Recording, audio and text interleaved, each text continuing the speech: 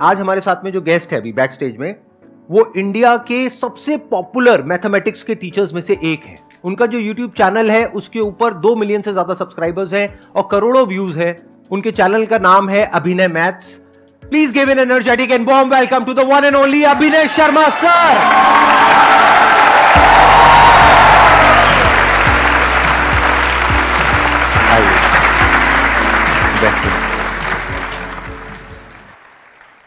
आप I think एक तो मैथमेटिक्स पढ़ाते हैं और एक गवर्नमेंट एग्जाम्स की भी आप तैयारी कराते हैं, राइट? और आपका अपना एक इंस्टीट्यूट भी है प्लस ऑनलाइन आपका यूट्यूब चैनल है। बट मैंने फ्री एजुकेशन पे ज़्यादा फोकस किया है।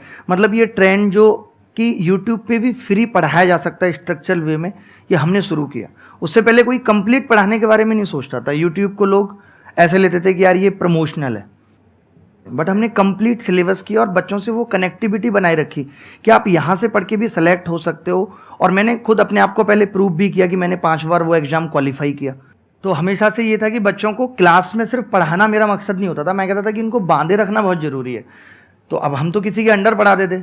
तो एक दिन आगे हमारी कोचिंग इंस्टीट्यूट ऑनर ने मेरे को इतनी बुरी तरह झाड़ा, बोली आप संदीप महेश्वरी नहीं है और वो मैथ्स के लिए रखा हुआ है यहाँ पे, हमें ये काम कराना होगा तो हम संदीप महेश्वरी को बुला लेंगे। तो मैं 2012 में पहली बार मैंने कहा इसने ऐसे क्यों बोला। फिर मैंने तब आपको पहली बार जाना और उसके बाद बहुत सारे वीडियोज मैंने आपके देखे हैं और हमेशा बच्चों को भी कहा है और अपने अपने तरीके से बातों को आगे ले जाया है कि भाई इस तरीके से आप तैयारी करो, ये दिक्कतें आएंगी, सबके साथ आती हैं। मैंने संदीप जी मतलब जो लोग मुझे क्रिटिसाइज करते थे ना, मैं उनको भी कह दिया। मैंने कहा सुनो 4 साल बाद बताएंगे तुम्हें कि हम क्या हैं। कुछ नहीं है। सन 2014 में रोटी का जुगाड़ नहीं कर पा रहा था और मेरा रिजल्ट आया और उसमें मेरा सिलेक्शन प्रॉपर ठीक तरीके से नहीं हुआ तो मेरे रिश्तेदारों ने मेरी जान ले ली कॉल कर करके। मैंने कहा भाई सुनो, तुम्हें लग रहा ना बहुत बड़ी चीज है, कोई बहुत बड़ी चीज नहीं है, निकाली नहीं हमने, अलग बात है। और मैंने कहा आज तुम्हें पूछने की जरूरत पड़ रही है कि मैं क्या कर रहा हूं, लेकिन 4 साल बाद जरूरत नहीं पड़ेगी, तुम्हें अपने आप पता चल जाएगा कि मैं क्या कर रहा हूं। तो वो मुझे लगता है कि कह दो ना, शुरू से ही कमाल है। मतलब तो एक प्रेशर आ जाता है यार अब तो करना है। और एक चीज और भी होती है कि मैंने बहुत, संदीप जी जैसे आजकल चल रहा है, मैं नाम कमाने के पीछे नहीं भागा कि मुझे बहुत व्यूज या सब्सक्राइबर चाहिए। मुझे लगा कि ये कम लोग जाने लेकिन सम्मान की नजर से जाने कि हमने अच्छा किया है। मैंने देखा आपकी शुरुआत हुई थी बुलंदशहर से, राइट? बुलंदशहर में और गांव तब है। आप बहुत ही छोटे लेवल से एक लोअर मिडिल क्लास फैमिली से आप आते हैं। लोअर नहीं, हमारा तो ये हाल था जी कि 3 महीने केवल चटनी से रोटी चल रही है, सब्जी भी अफोर्ड नहीं कर पा। अच्छा, नॉट इवन मिडिल क्लास। हाँ, मतलब वहां से लेकर के आज जो आपका सफर है, आज मैंने देखा आपकी वीडियोस में आपने कई जगह पे बताया कि आपके पास में मर्सिडीज है, राइट? मेरे पास 9 अलग अलग ब्रांड्स की कार है। मेरा छोटा बच्चा 1 साल का, उसके पास भी 2 सीटर कार है। सर हमें भी कभी घुमा दो। मैं शुरू से थोड़ा सा बता देता हूं कि मैंने प्राइमरी स्कूल से पढ़ाई की 5th क्लास तक। लेकिन जो मुझे एक चीज अपनी लगती है, जो मैंने पिताजी से भी, कि जीतना एक आदत है। आप ये नहीं कह सकते कि मैं तब ऐसा करना अच्छा शुरू करूंगा। जीतना एक आदत मतलब घर में 3 भाई बहन है तो उनमें भी मैं सबसे आगे हूं, काम करने में भी। पिताजी का बिस्तर लगाना मैं सबसे आगे लगा दूंगा। तो जीतना एक आदत है जो डेवलप करनी पड़ती है। चाहे भले ही मैं घर की छत पे क्रिकेट खेल रहा हूं, लेकिन वहां भी मुझे जीत की भूख है। तो ये भूख डेवलप करनी पड़ती है। और जहां तक परेशानियों की बात है, तो परेशानियां तो हमेशा रहेंगी, तब भी थी, आज भी हैं, सिर्फ वजह बदलेंगी। हमें लगता है आज ऐसा ये नहीं है मेरे पास, इसलिए मैं ये नहीं कर पा रहा। कल को कुछ और नहीं होगा, लेकिन फिर भी करते रहना है। जो समस्याएं आएंगी उनसे सिर्फ एज ए वैक्सीन लेना है। जैसे लोग कहते थे कोविड हो गया तो अब ना कोविड की एंटीबॉडीज बन गई। तो अगर दिल टूट गया ना तो समझो एंटीबॉडीज बन गई, अगली बार टूटेगा ना तो फर्क नहीं पड़ेगा।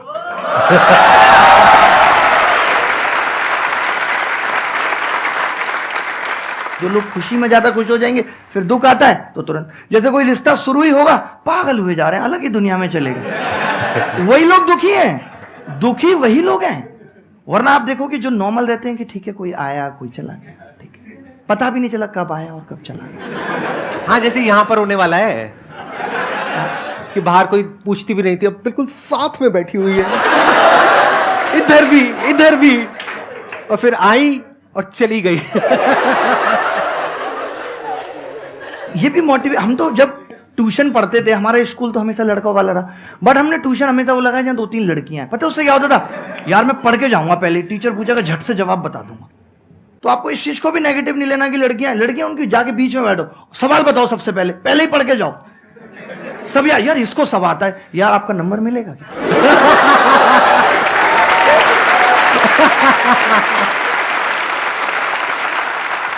उसके बाद 6th 7th 8th क्लास तक हमने गांव में अपना जीवन बिताया। 6th 7th एक स्कूल था, 8th में दूसरे स्कूल में गए। वो स्कूल कोएड था, लड़कियां भी उसके अंदर पढ़ती थी। मेरे को तो कोएड भी अभी 2014 में पता चला उसको कोएड बोलते हैं। मैं जब दिल्ली में 2012 में आया था, मुझे एक्सक्यूज मी मेट्रो में कोई बोलता था, मुझे लगता था ये मुझसे बात करना चाह रहा है। मैं आपको बता रहा हूँ कि मेरी अंग्रेजी बहुत ही मतलब लो ग्रेड जिसको कह सकते हैं वो है। लेकिन इनकी जो मैथ्स है वो कमाल है। और 10th में मेरे को पता है आपके 100 में से 100 आए थे, राइट? मैं 10th में भी 12th में भी। अच्छा, 12th में भी आए थे। तो इनका नाम अभिनय मैथ्स ऐसे ही नहीं है।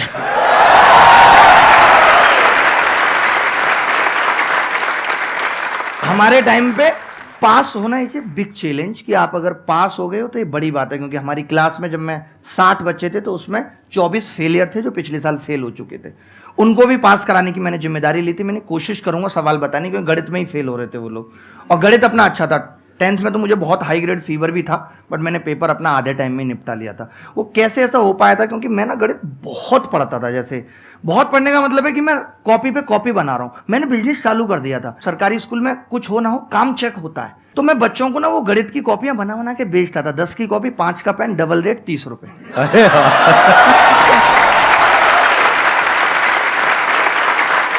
बट मुझे अभी भी याद आता है कि 12th क्लास में मैं एक बार कहीं जा रहा था, तो मेरे दिमाग में ऐसे ख्याल जरूर थे यार कि मुझे इतनी अच्छी गणित आती है, लोग मुझे फ़ोन करके पूछें, मेरी किताबें निकलें। मतलब मुझे इस डायरेक्शन में नहीं जाना, बट थॉट्स थे। तो मैं यही मानता हूँ कि जो आपके थॉट्स आते हैं सच्चे दिल से, अगर आप ईमानदार हो तो वो चीज़ें जरूर पूरी होती हैं, वही रिफ्लेक्ट होती हैं। मेरी लाइफ में ऐसा मैं कुछ भी सोच लूँ, कुछ भी मैं सोच लूँ, ऐसा कुछ हुआ ही नहीं, ना खुद से ना खुदा से इतनी सी भी शिकायत नहीं है। सब कुछ पाया है जो सोचा है। तो सच्चे मन और ईमानदारी से अगर काम करो तो ऐसा कुछ नहीं है जो पाया नहीं जा सकता, कुछ भी अचीव कर सकते हो। बहुत बढ़िया। तो जब मैं दिल्ली आया था ना, तो मैं अपने घर वालों को भी ले आया गाँव से। तो मेरी माँ ने यही कहा कि तू हमारा खर्चा निकाल लेगा, पिताजी का तभी बिजनेस चल नहीं रहा। तो मैंने कहा मैं इतना ट्यूशन पढ़ा के कर लूँगा। तो मैंने 6000 में ट्यूशन पढ़ाया, 1500 रुपये में रेंट पे हम रहने लगे ग्रेटर नोएडा में, एक छोटी सी जगह में। 3 दिन रहे हुए नहीं हुए थे। सोचो मकान मालिक आके बोला आपको किसने रखा है यहाँ, मैं तो इसे बेच रहा हूँ। मैं उस दिन मेरी आंखों में आंसू आ गए कि मतलब हम यहाँ शिफ्ट हुए हैं ऐसे तैसे मैनेज करके, अब यहाँ से निकलना पड़ेगा। बट मैंने अपने पिताजी को देखा है जीवन में, मैंने उनको कभी ये नहीं देखा आज टेंशन है नींद नहीं आ रही। मैंने ये सीखा उनसे, लाइफ में कितनी भी टेंशन रहो रात को सो जाओ, सुबह बात करेंगे, जो भी होगा सुबह बात करेंगे, रात में तो कुछ नहीं कर सकते। वहाँ से हमने वो चेंज किया। आज शायद ग्रेटर नोएडा में इतनी सोसाइटी है, मैक्सिमम में हमारे पास फ्लैट प्लॉट पता नहीं क्या क्या होगा, और सब में मैंने सबको फ्री में रखा हुआ है। मेरी कोई रेंटल इनकम नहीं है। मैंने कहा जब जरूरत होगी तब ले लेंगे किसी से। सर आपके घर के बाहर ये सारे पहुंच जाएंगे।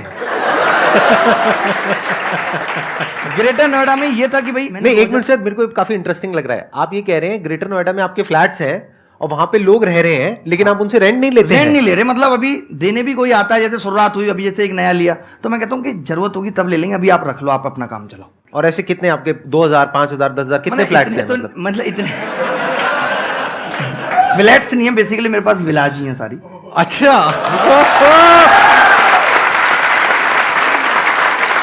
सर, थोड़ा बहुत हंसी मजाक चलेगा ना, प्लीज बुरा मत मानना। हाँ, मैं कंफर्टेबल हो गया, मतलब मुझे हंसी मजाक बहुत पसंद है। मुझे लगता है कि जीवन में ऐसा नहीं कि सीरियस दिखना जरूरी नहीं है कुछ भी करने के लिए। आप अपने काम के प्रति सीरियस रहो, लेकिन ये नहीं कि मैं हाथ भी हिलाऊंगा ऐसे कर। तो जब हमने ये शुरुआत की, हम दिल्ली आ गए भाई, हमने पढ़ाना भी शुरू किया। हमने 2013 में किताब लिखी, और पिताजी बोले किताब लिख रहा हूं मैं, करोड़ों रुपए कमाएंगे। किताब एकदम सुपर महाफ्लॉप, क्योंकि जब आपको कोई जानता नहीं है तो आपकी किताब पढ़ेगा क्यों। हमने 2000 किताबें छपवाई, कोई बिकी नहीं, मतलब 2-4 बिकी, और जिसने ली वो बोला किताब बहुत अच्छी है। मैंने कहा दोस्तों को बताओ, लेकिन ले कोई नहीं रहा, क्योंकि जब तक आपका नाम नहीं है, नाम बनाना बहुत बड़ी बात है, मैं आपको बता रहा हूँ। तो 2013 में मैं पढ़ा रहा हूँ, 12 में नौकरी लगी, इसलिए छोड़ दी कि दिल्ली में लेंगे। फिर 13 में नागपुर लग गई, और देहरादून से सीधे नागपुर चले गए। जब मैं लौट के आया, मैं कोचिंग में गया, लोग बोले आपको 650 रुपये घंटे पे रखेंगे, जबकि उससे पहले मैं 1450 रुपये घंटे लेता था। आज मैं आपको बता दूं मेरी ज्वाइनिंग फीस 50 करोड़ है, और मैं 1,29,000 रुपये घंटे लेता हूं पढ़ाने के।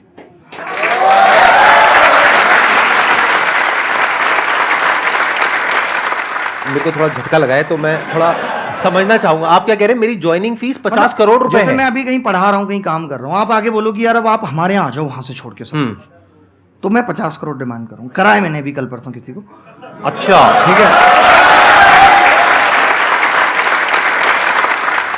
2017 में मुझे ऐसा लगता है कि एक नॉर्मल मेंटेलिटी के हिसाब से मुझे टूट जाना चाहिए था। मुझे खुद लगता है कि मैं क्यों नहीं टूटा, बट मुझे टूट जाना चाहिए, क्योंकि आप सरकारी नौकरी छोड़ चुके हो। You have no option B, आपके पास कुछ नहीं है। पढ़ाने में आप ऑलरेडी एक बार फ्लॉप हो चुके हो, आप फिर दोबारा कैसे उस जगह आ सकते हो जहां आपके पास इस्टेब्लिशमेंट का भी पैसा नहीं है। मैंने एक फ्लैट मोबाइल बेच के लिया जो इंटरकनेक्टेड होते हैं दिल्ली में, आपको पता है, ये मुखर्जी नगर में। और मैं और मेरा भाई बैठा, हम सुबह स्टूल खुद लगाते थे। आपके भाई भी आए हुए हैं यहाँ पे? हाँ। अरे नमस्कार जी। इसके बाद ये हुआ कि मुझे आपकी कहानी सर इंटरेस्टिंग होती जा रही है। मेरे को ये जानना है कि अभी यूट्यूब कहाँ से आया बीच में? वही लेके आ रहा हूँ, बस वही पहुंच रहा हूँ। हाँ। तो 2017 में सब कुछ खत्म हो गया। भाई 650 रुपये घंटे पढ़ाना तो था ही, तो मैंने कोचिंग में भी शुरू कर दिया। 650 ही सही। मतलब मैंने ये नहीं सोचा कि मैं तो इतना बड़ा टीचर था। मैंने, लोग जनरली क्या करते हैं, जब बड़ा हो जाते हैं और जब वो टूटते हैं तो वो छोटे काम नहीं करते, बट मुझे ऐसा लगता है कि कर लेने चाहिए। वक्त के हिसाब से कुछ भी बुरा नहीं है, तो मैंने कर लिया। मैंने अपनी कोचिंग भी खोल ली। मैं सुबह स्टूल लगाता था और बाहर जाके खड़ा हो जाता था, क्योंकि बच्चों को लगता था कि हम तो बड़े आदमी हैं, ये वो। टीचर को बच्चा बड़ा मानता है, तो मैंने कहा इनको ये ना लगे कि मैं ऐसी जगह पे रह के यहीं पढ़ाता हूँ, यहीं खोलता हूँ। तो हम सुबह स्टूल लगा के नीचे बैठ जाते थे, रात को उसी में पलंग डाल के सोते थे। और धीरे धीरे करके उन्होंने थोड़ा थोड़ा पैसा भी देना शुरू किया और ठीक चलने लगा। उन्हीं में से एक लड़का बोला कि जो आप पढ़ाते हो ना, मेरे को 4 साल हो गए हैं धक्के खाते हो, मैंने ऐसा टीचर नहीं देखा, आप बहुत अलग बताते हो, ऐसा कोई नहीं है। तो उसने एक टीचर भी दिखाया कि ये देखो फेसबुक पे वीडियो डाला, 10,000 व्यू आएगा। 10,000 लोग। मैं तो व्यू नहीं जानता था उस टाइम, सब्सक्राइबर नहीं जानता था क्या होता है, क्योंकि मेरी टेक्निकल नॉलेज बड़ी कम थी। तो मुझे तो नॉलेज, मैंने 10,000 लोग देख रहे हैं तो बहुत बड़ी बात है। तो अच्छा, तो वो बोला आप वीडियो बनाओ। मैंने कहा यार नहीं, क्योंकि उस टाइम डर लगता है, आपके रिश्तेदार क्या कहेंगे, आप एक ऑलरेडी हारा हुआ फील कर रहे हो। तो मैंने उसको यही बोला, मैंने कहा यार चलो वीडियो बना लेते हैं। और ये बात है 3 अक्टूबर 2017 की। वो बंदे ने वो वीडियो हमें बिना बताए अपलोड कर दिया चैनल। 6 दिन के अंदर वो वीडियो, उसके 701 सब्सक्राइबर थे, 1 लाख सब्सक्राइबर उस टाइम पे हो गए और 1 मिलियन लोगों ने देखा। आपकी पहली वीडियो ही वायरल हो गई? वायरल हो गई थी पहली ही, डायरेक्ट। ये नहीं कि कई बनाई है, ठीक है। मैं थोड़ा यहाँ पे आपसे समझना चाहूंगा, ऐसा क्या था उस वीडियो में? मतलब मुझे अलग क्या था उसमें? अगर इसमें से काफी लोग जानते होंगे तो जानते होंगे, क्योंकि मैंने ऐसी चीजें बनाई हैं जो इस ब्रह्मांड में भी, गणित में पहले कहीं नहीं थी। मैं ट्राइंगल का एंगल 0 कर देता हूँ, जो कहीं नहीं था। ट्राइंगल का एंगल 0 करके सवाल का आंसर। मुझे समझ नहीं आया, लेकिन अच्छा लग रहा है सुनने में। मेरे कॉन्सेप्ट ये थे कि रेक्टेंगल को लात मार के समचतुर्भुज बना दो, रोम्बस बना दो। अच्छा। इस तरीके के कॉन्सेप्ट थे कि स्क्वायर को लात मारो तो ये बन जाएगा। तो नहीं, तो आपकी उस पहली वीडियो में ऐसा क्या खास था कि इतनी तेजी वो से ये था, वायरल हो गई? मैं बताता हूँ। उसमें ये था कि मैंने जो चीजें बताई थी, जिन क्वेश्चंस को करने में लोग फंस रहे थे और 2-2 3-3 मिनट लेते थे, उसका मैंने एक ऐसा जुगाड़ बता दिया था कि ये लगाएं। और वो एक बड़ा जेन्युइन जुगाड़ था। मुझे अभी भी लगता है कि वो पहले किसी ने क्यों नहीं सोचा, मैंने ही क्यों सोचा। तो एक बहुत क्लियरिटी, जैसे लोग कहते हैं कि आज वैल्यू पिट कर लो, तो मैंने उस पर क्लियरिटी थी कि क्यों कर लो और कब कर लो। और मैंने उसमें अपनी किताब का नॉर्मली जिक्र किया था। लोगों को लगा ये आदमी ऐसा क्या बता रहा है, इसकी किताब में क्या होगा।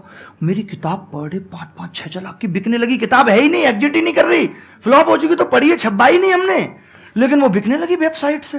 वो बड़ा मजा आने लगा। भाई बोला भाई किताब ऑर्डर दे दो यार, किताब ऑर्डर दे दो। फिर मैंने कहा अपना चैनल बना लेते हैं। मैंने अपना चैनल बनाया, मुझे लगता है कुछ 8 महीने से कुछ दिन कम थे, 1 मिलियन लोग जुड़ गए थे 8 महीने में। और सिर्फ 121 वीडियो थी, और वो भी सिर्फ गणित की, पढ़ाई का कंटेंट बनाना। उस टाइम पे शायद हम सेकंड ऐसे यूट्यूब चैनल थे जिसके 1 मिलियन थे। उससे पहले और लोग ऑर्गेनिक। एज कितनी थी तब आपकी? 26 साल कुछ महीने का था मैं। तो मतलब अभी आप 31 साल के हो? 31 साल का। लगते नहीं हो सर, मतलब मेंटेन किया हुआ है। अब दो मैंने बच्चे आपको बोला, अभी मुझे बोल दो। आप मुझसे भी यंग लग रहे हो। अच्छा, थैंक यू। इतने पॉजिटिव हैं आप। पॉजिटिविटी चेहरे की ग्लो है। ये लोग तो क्रीम और पार्लर में ऐसे ही फंसे पड़े हैं। असलियत तो पॉजिटिविटी में ही ग्लो है। मेरे को ये पूछना था कि सर जो लाइफ में अब एक सीरियसनेस अभी तक नहीं आ पा रही है, जब अब करियर का मेन एक पॉइंट आ चुका है जहाँ से टर्न करना है लाइफ के गोल पे, पर सर अभी तक वो सीरियसनेस नहीं आ चुकी है, क्योंकि स्कूल लाइफ खत्म हो गई, कॉलेज लाइफ खत्म होने वाली है। देखिए, ये तो सारा गेम प्रैक्टिस का है। जैसे आप देखते होंगे कि जब हम जिम में जाते हैं तो हम डंबल उठाते हैं, हम ये एक्सरसाइज करेंगे तो एक दिन में नहीं, ये हमारे बनने लगते हैं। ठीक है, मेरे हैं, मैं कभी जिम गया नहीं, बाई बर्थ। ठीक है, तो ऐसे क्या है, ये दिमाग की प्रैक्टिस का गेम है। ये तो बहुत नॉर्मल सी बात है, इसमें सीरियस की कोई बात नहीं कि आप बहुत सीरियस हो गए। सीरियस हो जाओगे, आपकी मेंटल हेल्थ ठीक नहीं रहेगी। आपको लगता है कि जैसे आपको बीच में खाली टाइम है, मैं बच्चों को कहता हूँ कि अपने रूम को भी स्ट्रक्चर्ड रखो, क्योंकि हमारे इस बात से हम पे बहुत फ़र्क पड़ता है कि हम जहाँ बैठ के पढ़ रहे हैं वहाँ माहौल कैसा है। जैसे आप अभी यहाँ बैठे हो तो एक अलग पॉजिटिविटी, आपके दिमाग में कुछ नहीं चल रहा, आप प्रेजेंट में जी रहे हो, क्योंकि यहाँ ऐसा एनवायरनमेंट बना हुआ है। तो एनवायरनमेंट का बहुत फ़र्क पड़ता है। ये नहीं कि आपकी 4 किताबें वहाँ पड़ी हुई हैं, निक्कर वहाँ पड़ी हुई है, तौलिया वहाँ पड़ी। आप रूम भी ऑर्गेनाइज वे में रखो, अपनी टेबल पे बैठ के आप सोचो कि आपने 2 घंटे पढ़ लिया, धीरे धीरे करके टाइम बढ़ेगा, 1 घंटा बढ़ाओ, 1 घंटा लगाना, आपको पता है कि इसी से कुछ होगा। नहीं हो पा रहा है, रूम में आप लिख के टांग लो, बेटा पढ़ ले, नहीं तो तेरा कुछ नहीं होगा, रिश्तेदारों को क्या जवाब देगा, माँ को क्या जवाब देगा। हम मोटिवेशन ढूंढते हैं, हमारे घर में है। हमारी माँ इतने दिनों से 1 साड़ी 2 साड़ी में जीवन गुजार रही है, जिसने अपने सपनों को दबा के हमें यहाँ तक पहुँचाया है। तो इससे बहुत कुछ मिलता है कि नहीं मुझे कुछ करना है यार, मैं कैसे नहीं करूँगा, इतने सारे लोग कर रहे हैं, सबको बराबर वक्त मिला हुआ है, तो क्या ऐसा है। हमें लोगों से सीखने की ज़रूरत है। आज क्या है, स्ट्रेटेजी सबके पास है बट इम्प्लीमेंट नहीं कर पा रहे। स्ट्रेटेजी कुछ नहीं भाई, आपको पता है कि सीजन निकालना है तो पढ़ना पड़ेगा। मैं देखता हूँ एक दोस्त पढ़ रहा है, दूसरा उसके कहता है अरे भाई पढ़ रहा है, अरे नहीं पता कहाँ चल रहा है। मतलब हम उससे ये कहने में झिझक रहे हैं कि यार मैं नहीं पढ़ रहा, भाई मैं पढ़ रहा हूँ, तू भी पढ़। हम अगर अपने जीवन के दिनों का, सेकंडों का हिसाब लगाने लगे ना, तो कोई नहीं रोक सकता कि आज मैंने दिन में, जब आप रात को सो तो एक ही काम करना है कि आज मैंने दिन में क्या किया, इसका मैं जो चाहता हूं अपने जीवन में उसमें क्या फायदा होने वाला है, यस और नो, खुद से जवाब करना है। Excellent point. मैं यहां पे थोड़ा सा ऐड करूंगा कि सीरियस नहीं होना है लाइफ में कभी भी। बाहर से हंसते खेलते रहना है, अंदर से सिर्फ अपने काम को लेकर के सीरियस होना है। ये बिल्कुल ऐसा है, दिन और रात दोनों जरूरी है ना, जागना और सोना दोनों जरूरी है ना। तो बाहर से आपको हंसते खेलते रहना है, लेकिन अंदर से अपने काम को लेकर के, जो भी अपना लक्ष्य है, जो भी आप करना चाहते हो, उसको लेकर के बिल्कुल सीरियस रहना है। इस बात को ध्यान रखना। ज्यादातर लोग इसका उल्टा करते हैं। वो क्या करते हैं, बाहर से अपने आप को बहुत सीरियस दिखाते हैं, घर वालों के आगे ऐसे दिखाएंगे, अरे बहुत प्रेशर, बहुत पढ़ाई, अंदर से कुछ नहीं है। वही बैठ करके लैपटॉप पे रात को क्या कर रहे हैं सबको पता है। बाहर से दिखा रहे हैं मैं बहुत सीरियस हूं, अंदर से कोई सीरियसनेस है ही नहीं। तो इसका उल्टा करो, बाहर से ऐसे दिखाओ कि नहीं कुछ नहीं है, मैं तो मीडियोकर हूं, मैं तो ये हूं, मैं तो वो हूं। अंदर से आपको पता होना चाहिए। एग्जाम निकल जाए लोगों मुझे तू पढ़ता है, वो बाहर से लोगों को नहीं पता लगता। वो चीज रहनी चाहिए, बाहर से पता नहीं लगना चाहिए कि आप अंदर से क्या हो। जो अंदर से हो वो सिर्फ आपको पता है। और मेरा क्वेश्चन ये है कि जैसे आपने कहा कि हमेशा हंसते खेलते रहना चाहिए काम करते करते, तो कभी कभार ऐसा हो जाता है कि हम हवाबाजी ज़्यादा करते हैं, दिमाग हमारा डिस्ट्रैक्ट हो जाता है अपने टाइम से और टाइम मैनेजमेंट नहीं हो पाता। तो हम उस चीज़ को कैसे अपने दिमाग को फोकस करें फन के साथ साथ। आजकल का जो यूथ है वो शॉर्ट सक्सेस चाहता है। उसने किसी को देखा, अच्छा अरे ये तो वीलॉग बनाया तो मैं ऐसे बनाऊंगा, मैं भी ऐसे हो जाऊंगा। पहली बात तो जीवन में अगर कुछ भी आपको लगता है ना कि बड़ा जाना है तो कभी कॉपी मत करना। एटलीस्ट टाइम टेबल भी कभी किसी का कॉपी मत करना। हर इंसान की एक अपनी अलग अलग पहचान है। तो आपका टाइम टेबल भी ऐसा नहीं कि मैं किसी टॉपर का मैंने टाइम टेबल कॉपी कर लिया तो मैं आगे बढ़ जाऊंगा, नहीं। अगर आपको अपनी स्ट्रेटेजी इंप्लीमेंटेशन करनी है, हो सकता है किसी को रात में पढ़ने में मजा आता है, हो सकता है किसी को दिन में पढ़ने में मजा आता है। तो ये बात इन्होंने बहुत सही पूछी और ऐसा हो रहा है आजकल। आप हवाबाजी बाहर लाख कर लो, आपको अपनी सच्चाई पता होनी चाहिए। और एक बात इन्होंने पूछी टाइम मैनेजमेंट की। आप मुझे बताओ, आज से 50 साल पहले कहीं एक जगह से दूसरी जाने तक प्लेन नहीं था, खाना बनाने के लिए गैस नहीं थी, कुकर नहीं था। उस वक्त हम जो अपने माँ बाप से सुनते हैं, कोई ये नहीं कहता था बहुत बिजी है। आज हर आदमी, everyone is busy without any work. अभी मूवी का पास देखो, तुरंत निकल जाएंगे लेके उसको। तो टाइम मैनेजमेंट की दिक्कत, जैसे जैसे दौर बदला, लाइफ को आसान बनाने की चीजें आई, तो हमने उनका दुरुपयोग ज्यादा शुरू कर दिया। लाइक मोबाइल इसलिए आया कि एक इंफॉर्मेशन पहुंचानी है, बट हम उस इंफॉर्मेशन से, आज आप कितने लोग आप में से ऐसे होंगे कि मोबाइल जिस काम के लिए उठाते हैं, हालत ये वो भूल जाते हैं और पता चलता है इंस्टाग्राम व्हाट्सएप पे जिस काम के लिए मोबाइल उठाए वही भूल गए। सोशल मीडिया पे आपने अपने 2-3 घंटे 4 घंटे खराब कर दिए, तो उसके बाद में आप पढ़ने लायक हालत में भी नहीं रहोगे, क्योंकि बॉडी पूरी स्टिफ हो जाएगी और माइंड भी धज्जियां उड़ जाएगी। रिग्रेट होगा उसके बाद, राइट। तो ये भी समझो कि किस तरह से अपने टाइम को यूटिलाइज करना है। बाहर खेलने जाओ, वो हम नहीं करेंगे। हम क्या करेंगे, कंप्यूटर पे बैठ करके वीडियो गेम्स खेलेंगे। अरे उसकी बजाय आप बाहर खेलो ना, जाकर के 1 घंटा खेलो, 2 घंटा खेलो, 3 घंटा खेलो, कौन रोक रहा है। वो आपको पढ़ने में मदद ही करेगा, क्योंकि आपकी फिजिकल फिटनेस बेटर होगी, उससे मेंटली भी आप बेटर फील करोगे। ये जो होता है ना, कई बार माइंड में बहुत सारे थॉट चलने लग जाते हैं, एक ऐसी स्टेट आ जाती है जब कुछ समझ नहीं आ रहा होता है कि क्या करें। वो इसलिए है क्योंकि आप बैठे हुए हो और एनर्जी अंदर अटकी हुई है। उसको रिलीज करो, जा करके पार्क में दौड़ लगा करके आओ, आधा घंटे की, 1 घंटे की। जब कभी मेरे साथ में ऐसा होता है तो मैं तो सीधा जाता हूं, जॉगिंग करता हूं। कुछ ना कुछ फिजिकल एक्सरसाइज जरूर करें। मैंने सोचो, इतना मुझे एंजाइटी थी उस दौर में, जब आप अचानक से अमीर बनते हो तो ये सबसे बड़ी प्रॉब्लम होती है। तो मैंने रिकवर सिर्फ दौड़ के ही किया है, और आज भी अपने टाइम को ऐसे यूटिलाइज करता हूँ। मैं हर दिन किसी ना किसी से मिलता हूँ, किसी बच्चे से मेल पढ़ता हूँ, लेकिन मैं उसको कहता हूँ यार मैं सुबह 7 से 8 दौड़ता हूँ, तुम उस टाइम पे आ जाना, 7 दौड़ेंगे। मैं शाम को कई बार खेलता हूँ 5 से 6, मैं कहता हूँ यार उस टाइम पे आ जाना, खेलेंगे, उसको भी अच्छा लगता है। तो मैं अपने टाइम में उसको एडजस्ट कर दिया, अलग से भी नहीं देना क्या पड़ा। खेलते हो सर आप? मैं क्रिकेट खेलता हूँ बहुत गंदे तरीके से। अच्छा। में फार्म हाउस है, काफी हमने बना रखा है, बहुत अच्छा। तो क्रिकेट का तो मुझे भी बहुत शौक है, मैं आना चाहूंगा आपके फार्म हाउस पे खेलने के लिए। बहुत मजा आएगा, और इंस्टेंट आपको हम ताजे गाय की दूध की चाय पिलाएंगे। हमारे पास गाय भैंस 2 फार्म हाउसेस हैं हमारे। हम भिंडी से लेकर के लौक की चीनी सब कुछ घर का खाते हैं, उसके अलावा बाहर का पक्का कहीं बाहर पीछे जाकर के मना मत कर देना कि नहीं वो कैमरे में था ये दिखाने के लिए। रिसेंट आएंगे तो इतना मीठा भुट्टा कि शायद शुगर फेल हो। मैं अगर अपनी पूरी फैमिली के साथ आऊं तो चलेगा? फैमिली के साथ ही चलेगा, पूल वगैरह सब कुछ है, बहुत बहुत enjoy। सर बिल्कुल एंड आ गया है, मैं भी एक आध डायलॉग मारता हूँ, आप भी एक आध डायलॉग मारना, और बस यहीं पे खत्म खत्म कर खत्म देंगे करते इसको। हैं। बस शायरी के साथ कर 1-2 मिनट के अंदर ना, आप शायरी पे खत्म करना। मैं क्या कह रहा था, मैं भूल गया, आप शायरी पे खत्म करो।